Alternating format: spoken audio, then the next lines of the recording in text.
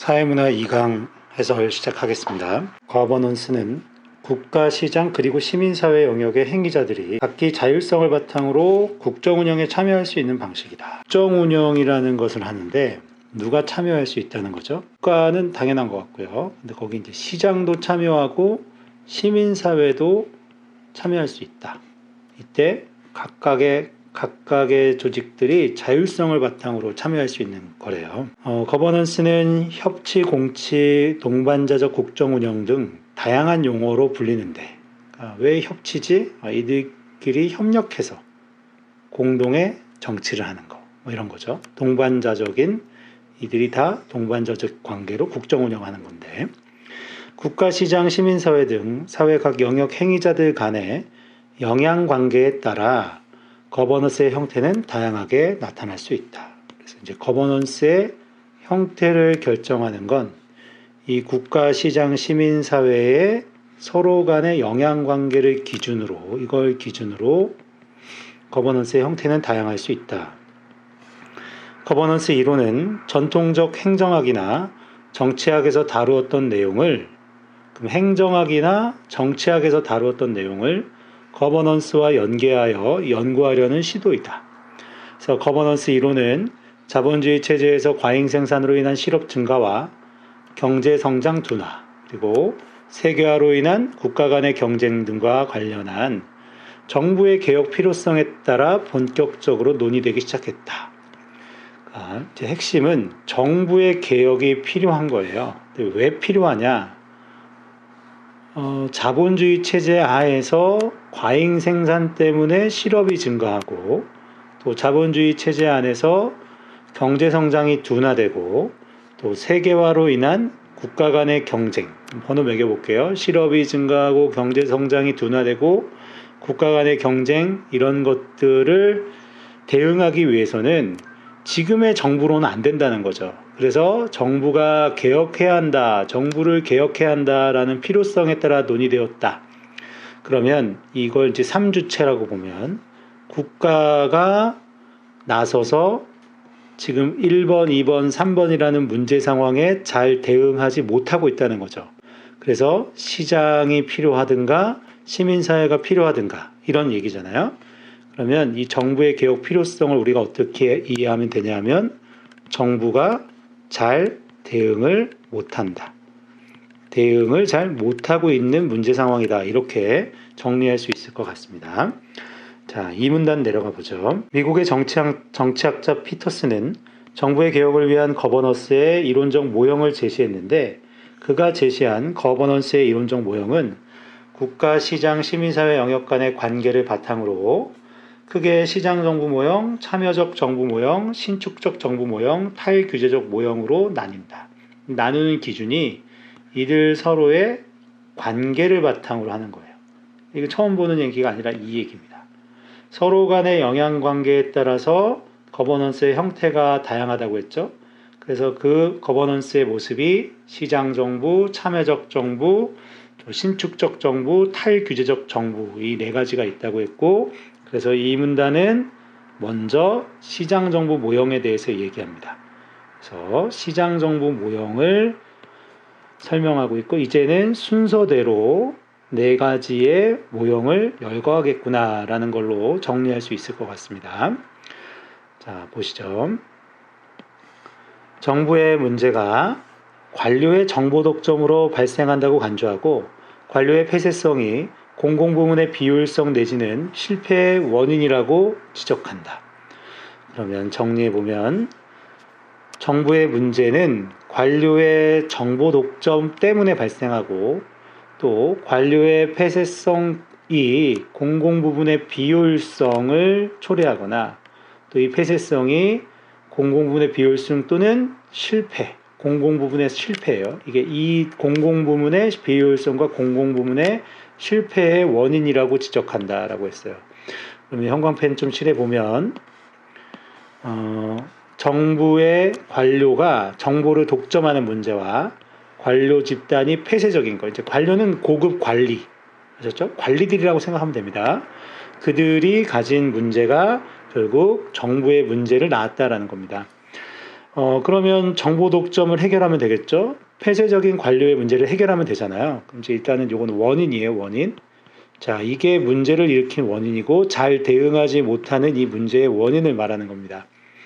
그래서 이 문제를 어떻게 해결할까? 일단 보시죠. 전통적인 관료제 하에서 관료들은 정보를 독점하고 자신들의 안정적 직위를 이용해 정책의 소속 부서의 의견을 최대한 관철하려 노력하는데 심지어 관료들은 특정 문제에 대한 검토를 막아서 의사결정의 범위를 제한하기도 한다. 되게 폐쇄적이고 비효율적이고 정보를 독점하고 있다는 게 보이죠? 이러한 까닭에 시장 정부 모형에서는 정부가 비효율성을 지닌다는 것을 전제로 한다. 정부는 비효율적이다.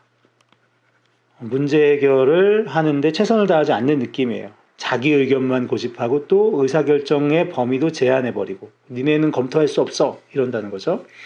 이러한 비효율성을 시장정부 모형은 시장주의의 원리로 해결하고자 한다. 해결책이 제시되고 있어요. 원인을 파악했으니 해결하려고 하는데 자, 문제의 핵심은 비효율적인 거예요. 정보 독점으로 인한 또 관료의 폐쇄성으로 인한 비효율성의 문제를 시장주의의 원리로 해결한다. 그래서 시장정부라고 부르는 것 같습니다.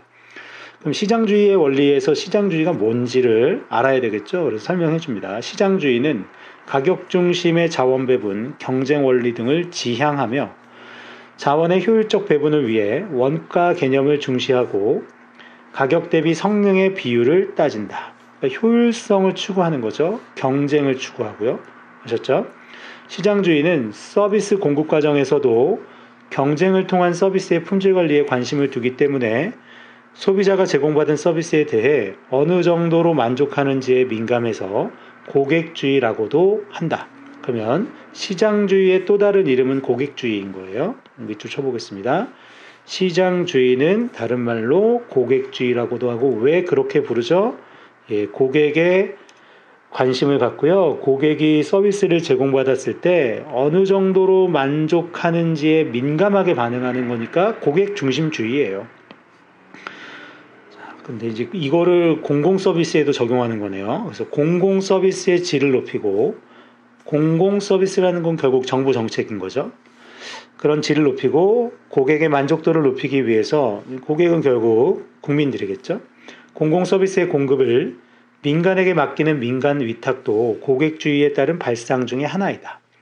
이제 고객주의의 구체적 사례 중에 정부가 해야 될 일을 누가 하는 것, 민간에서 하는 것. 이것도 결국에는 고객주의의 한 발상이다라고 했고요. 시장 정부 모형은 시장의 효율성을 신뢰하기 때문에 시장과 협력하여 공공부문의 분권화를 지향하며 자, 목표가 되는 것.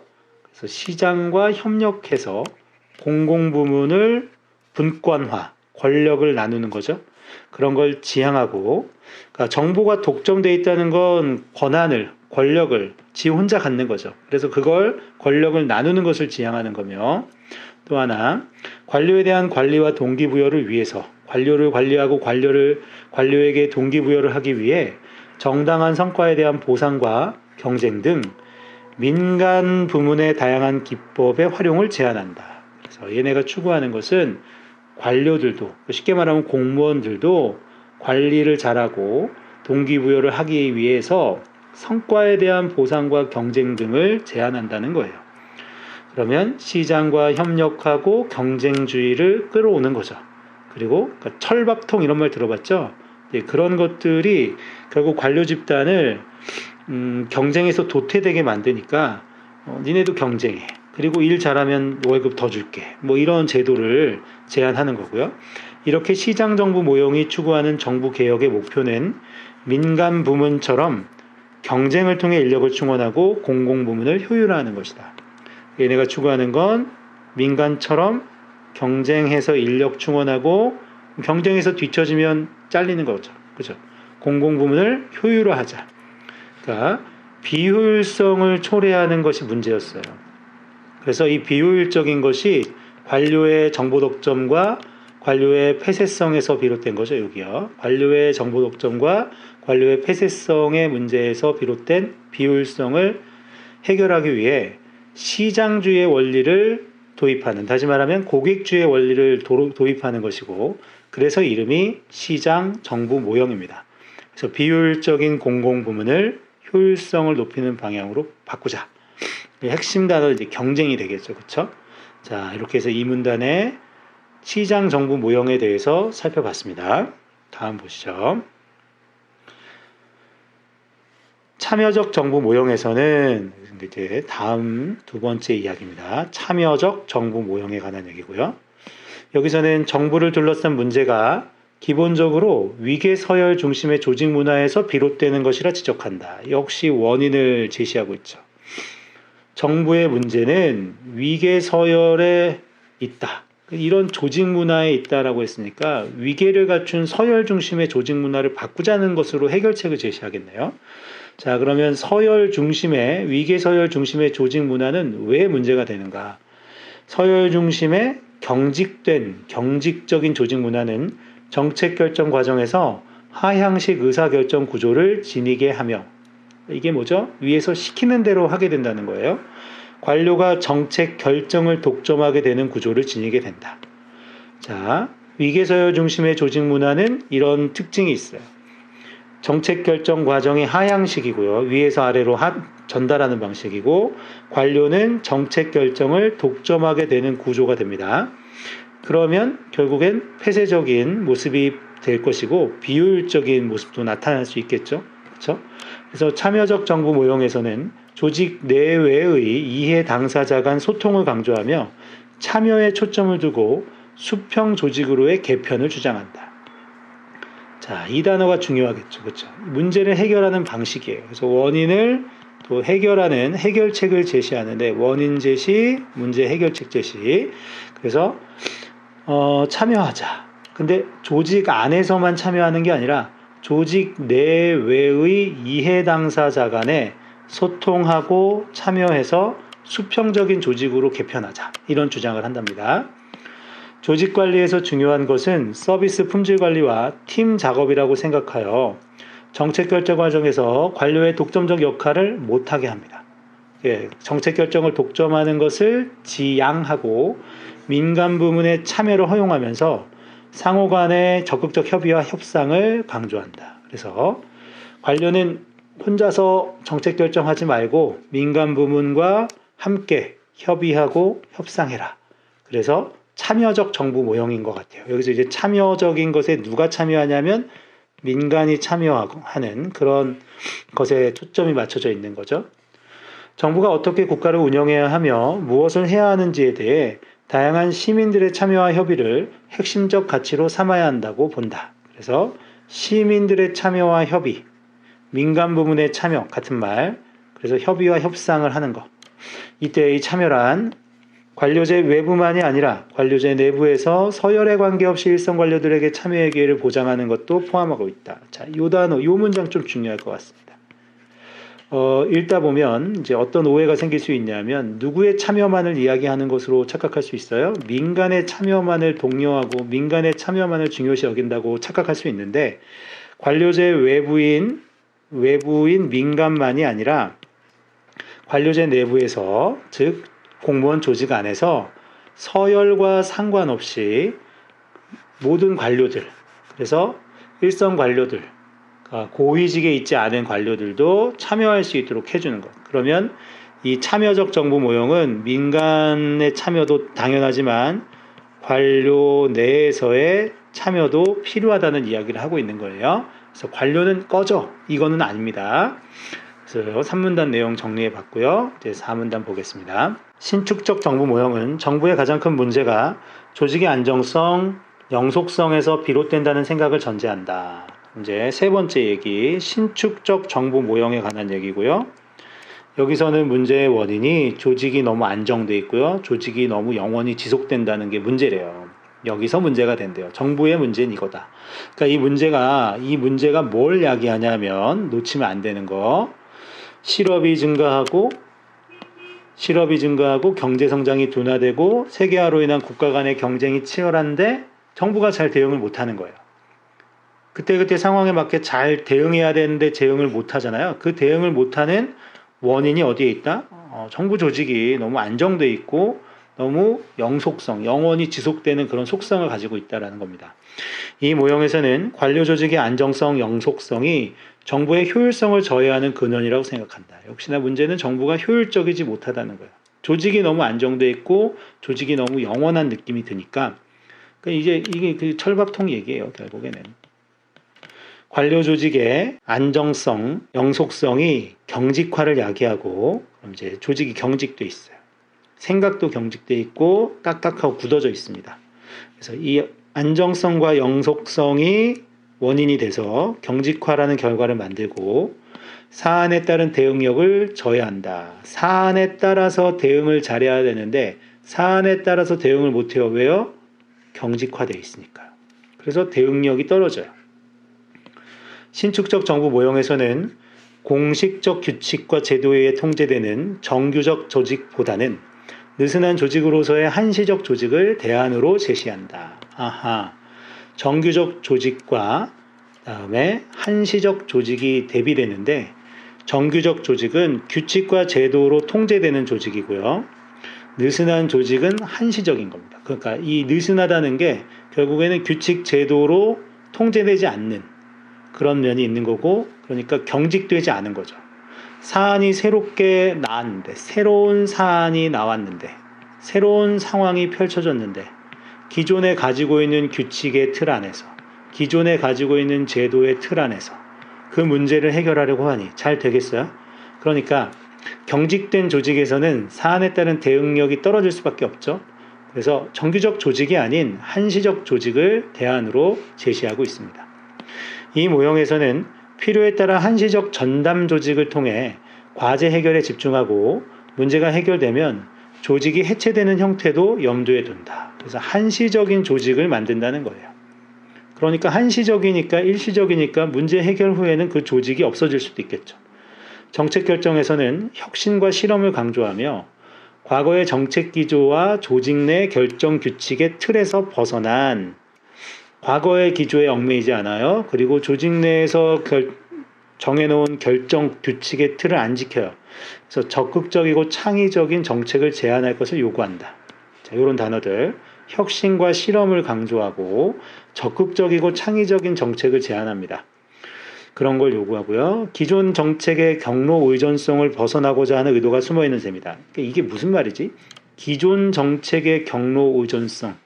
그러면 기존 정책을 따라가는, 규칙과 제도를 따라가는, 아셨죠? 그리고 조직 내의 결정 규칙 이런 것들을 따라가는 것을 안 하려는 거예요. 그래서 그런 경로에 의존하는, 그러니까 기존 정책, 어떤 정책을 결정하고 하는데 기존 정책의 프로세스를 그냥 따라가지 않으려고 하는 게 그 의도에 숨어 있는 것이고, 그러니까 기존 조직, 기존의 틀대로 하면 새로워진 상황에 대응을 못 하잖아요.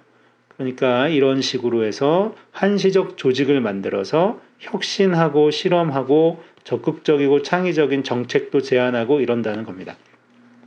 이 모형에서는 정부가 느슨한 조직을 통해 서비스 생산 비용을 줄이고 다양한 이해와 조정 능력을 갖출 수 있다고 생각하며 정부 조직 및 인력 관리에서 임시 고용 제도의 확대를 주장한다. 그래서 이게 핵심 키워드인 것 같습니다. 정부 조직 및 인력 관리를 할 때 임시적인 고용 제도를 확대하자.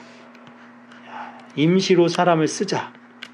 임시 고용 제도는 관료의 직업적 안정성을 와해하는 것으로. 이 문제네, 이 문제. 이 안정성이 문제의 원인이었지 않습니까? 그래서 이 문제 되게 중요한 거죠. 해결책이에요. 문제 해결책. 그래서 앞에 거 다시 한번 가서 보면 여기 이 조직의 안정성, 영속성이 문제의 원인이었죠. 이 문제를 해결하는 차원으로 제시된 대안이 임시 고용 제도라는 것을 확대하자라고 했어요. 그래서 이걸 하면 철밥통이 안 지켜질 거 아닙니까? 그리고 기존의 공무원 입직 경로나 기존 공무원의 입직 경로는 입직이라는 어떤 직업을 얻게 되는 거고 직업에 들어오게 되는 경로겠죠. 그리고 내부 승진 외에 시민사회 영역을 포함한 외부 전문가 등을 임용할 수 있는 개방형 임용 제도는 이러한 맥락과 닿아 있다. 그래서 개방형 임용 제도가 임시 고용 제도의 확대와 관련된 대표적인 거다 이거예요. 그래서 시민사회 영역을 포함한 전문가를 임용한다, 갖다가 쓸 수 있는 거죠. 그래서 이런 식으로 해서 얘기한 세 번째, 신축적 정부 모형입니다. 그러니까 신축적이라는 것은 탄력 있게 왔다 갔다 움직일 수 있는 거잖아요. 그렇죠? 그래서 정규 조직은 이때 한시적 조직도 만들고 그래서 문제 해결하면 팀 없애고 이런다는 거죠. 이런 식으로 운영하는 것. 이게 정부의 비효율성을 해결하는 대책이 되지 않을까 이렇게 이야기하고 있어요. 자, 이제 네 번째 얘기까지 받고 다음 문단 가보겠습니다. 탈규제적 정부 모형에서는 정부 문제 발생의 핵심 원인이 조직 내부의 규제라고 진단한다. 그래서 규제에서 벗어나야 된다라고 말하는 것 같습니다. 탈규제적 정부 모형. 핵심 원인은 조직 내부의 규제다. 그래서 관료 조직 내의 규제라고 할 수 있는 형식주의 절차와 제약 등이 관료들의 재량을 제한하여 정부 문제의 원인이 된다는 것이다. 그러면 규제라는 게 구체적으로 어떤 형식을 따르고 절차를 따르고 어떤 제약에 갇히는 이런 것들은 문제가 돼서 관료가 자기 마음대로 할 수 있는 재량을 제한하는 문제가 생기더라. 그게 결국 정부가 상황에 유연하게 대처하지 못하게 되는 이런 문제를 일으킨다라는 겁니다. 그래서 따라서 탈규제적 정부 모형에서는 관료 조직 자체의 개선 방안보다는 조직 관리에 대한 처방으로 규제를 축소하여 조직 구성원인 관료들의 자유와 자량을 확대하는 방안을 마련하는 것에 초점을 둔다. 자, 포인트는 이거예요. 관료들의 자유와 재량을 확대할 건데 어떻게 하냐 이거예요. 어떻게 관료들의 자유와 재량을 확대하지? 관료 조직 자체를 개선하려고 하는 게 아니에요. 그러니까 위에 보면 이 세 번째에 제시된 신축적 정부 모형 같은 경우 이거는 조직을 새롭게 꾸리고 만들고 그리고 해체시키고 이렇게 해서 조직 자체를 바꾸려고 하죠. 그죠? 또 앞에서 시민사회를 참여시키는 방식으로도 상황을 해결하려고 하죠. 그쵸? 뭐 이런 문제들 또는 이제 시장과 협력하는 방식으로 해서 조직 자체에 어떤 변화를 주는 게 아니라 여기에는 조직 관리에 대한 처방을 하는 거예요. 그래서 조직 관리에 변화를 줘서 조직은 그대로 두되 조직을 관리할 때 규제가 문제니까 규제를 축소하자는 겁니다. 이게 해결책이죠. 해결책이 규제를 축소하자. 조직 내부의 규제가 문제의 원인이니까. 그러면 관료들의 자유와 재량이 확대될 수 있다는 거고요. 이 모형에서는 관료 조직이 정책 결정에 필요한 전문 지식과 아이디어의 저장소라고 보기 때문에 정책 결정 과정에서 관료의 역할이 중요하다고 생각하며 관료를 중요하게 봐요. 관료를 왜 중요하게 봐요? 이유가 이거예요. 관료는 전문 지식을 갖춘 사람이고 아이디어를 가진 사람이기 때문에 관료가 잘해야 된다는 거예요. 근데 관료가 잘하려면 관료가 마음대로 좀 할 수 있게 자유와 재량을 보장해주자. 그래서 규제를 좀 축소하고 없애자 이런 겁니다.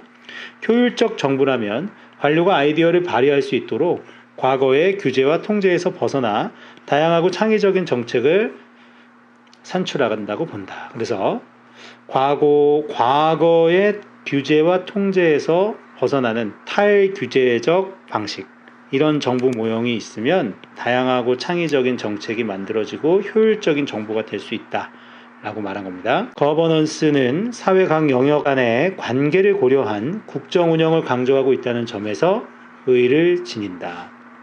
거버넌스 1호는 국정 문제에 대한 일방적 결정보다 여기서 일방이라는 건 누가 결정하는 거죠? 정부 조직이 정부가 결정하는 것보다는 일방적 결정보다는 사회 각 영역의 행위자를 고려한 결정에 가치를 부여하고 있다는 점에서 이제 사회 각 영역의 행위자, 시민사회에 있는 사람들, 전문가들을 고려해서 결정하자 뭐 이런 제안을 했으니까 환경 변화의 복잡성에 대응하기 위한 정부 운영 체계에 유용한 시사점을 제시하고 있다고 평가된다 해서 이 거버넌스 이론이 갖는 의의, 가치 이런 것들을 말하면서 마무리하고 있습니다.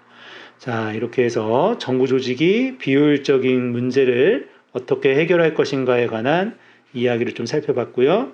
요약된 노트를 한번 같이 보면서 마무리해 보겠습니다. 자, 1문단에서 거버넌스가 무엇인지 그 개념 설명하면서 왜 거버넌스가 제기됐는가를 말했었어요. 거버넌스는 국가, 시장, 시민사회가 자율성을 가지고 국정 운영에 참여하는 방식이고요. 이론이 제기된 배경은 실업이 증가하고 경제 성장이 둔화되고 세계화 때문에 국가 간의 경쟁이 치열한데 정부가 잘 나서서 문제 상황에 대처를 못해. 정부만의 국정 운영에 한계가 있어서 정부 개혁의 필요성이 대두된 것이고, 결론은 이겁니다. 정부 혼자로는 안 된다. 시장과 시민사회가 참여해서 현 상황에 대응하자. 이런 거죠. 이 문단은 거버넌스의 이론적 모형 중에 시장정부 모형이고, 시장의 원리를 끌어들이자라는 게 기억나실 겁니다. 그래서 원인이 뭐였냐면 관료가 너무 폐쇄적이고 관료 집단이 정보를 독점하니까 비효율성을 초래한다. 그래서 이거를 해결하기 위해, 즉 효율성을 높이기 위해 시장주의, 고객주의의 원리를 도입하자라고 했고요. 구체적으로는 공공서비스를 민간에 위탁하는 제도도 시행해보고 시장과 협력해서 공공부문의 권력 독점을 분권화해서 나눠보자.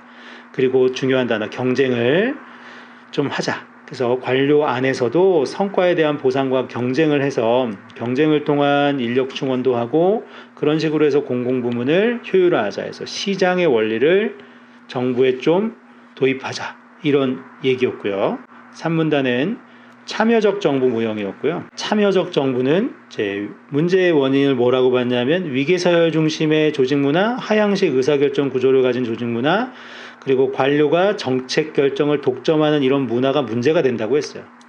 그래서 해결책은 수평 조직으로 개편할 수 있게 이 조직 내외의 이해 당사자 간의 소통도 하고, 내외니까 민간도 말하는 겁니다. 참여도 좀 중요하게 얘기하고요. 관료가 독점적인 역할을 좀 하지 말자고 얘기하는 거고, 시민들의 참여와 협의를 핵심 가치로 보고 있다. 이렇게 정리할 수 있을 것 같아요. 네 번째, 신축적 정부 모형은 원인이 뭐라고 보냐면 관료 조직이 너무 안정돼 있고 영속성을 가지고 있으니까 이 안정성을 좀 깨고 영속성을 깨자는 거죠. 이게 이제 조직을 경직화시키고 사안에 따른 대응력을 저해시키는 인과관계로 이렇게 묶을 수 있었습니다. 그래서 공식적인 규칙과 제도 위에 통제되는 정규적 조직이 문제가 되는 거예요. 그래서 이런 또 과거의 정책 기조와 조직 내 결정 규칙의 틀을 중시하니까 문제가 되는 거라고요. 효율적 대처를 못해요. 그러면 신축적인 정부가 아니고 너무 틀에 박힌 정부라는 거죠. 그래서 이걸 해결하기 위해서 영원한 조직이 아닌 한시적 조직을 꾸리고 과제를 해결하고, 그러니까 한시적이니까 문제가 해결되면 조직이 해체될 수 있겠죠. 그리고 과거의 기조와 조직 내 결정 규칙의 틀에서 벗어날 수 있는, 그러면 적극적이고 창의적인 정책도 제안할 수 있을 거고, 나아가서 임시고용제도, 그 개방형 임용제도 같은 것을 해서 관료의 직업 안정성도 와해시켜 버리면 조금 더 효율성을 추구하게 되지 않을까라는 차원의 신축적 정부 모형이 있었고, 거버넌스의 이론적 모형의 마지막은 탈규제적 정부 모형이었는데요. 지금 정부가 비효율적인 것의 원인은 조직 내부의 규제가 너무 심해서다. 관료 자체가 문제가 있는 건 아니라는 겁니다. 형식주의 그리고 절차와 제약 때문에 관료들의 재량이 제한되더라. 이것 때문에 관료가 자유롭게 마음껏 자기의 정책을 펼치지 못하더라라는 거고, 해결책은 관료가 재량을 마음껏 펼칠 수 있게 조직 내부의 규제를 조금 완화하고 축소하자라는 거예요. 그래서 관료 조직의 개선이 아닌, 조직을 바꾸는 게 아닌, 그러니까 위의 것들하고 다릅니다. 조직에 어떤 변화를 주지 않고 조직 내부의 규제를 좀 줄이자. 그래서 규제를 줄이면 관료들이 자유롭게 마음껏 자기 역량을 펼칠 수 있을 것이다 해서 관료의 역할을 중요시한 거죠. 이유는 관료는 전문가니까, 관료는 아이디어의 저장소이니까 라고 한 겁니다. 그래서 이런 거버넌스 이론이 가진 가치, 이런 것들을 말한 것이고, 이렇게 해서 내용 살펴봤습니다. 다음 시간에 또 봐요. 고생했습니다.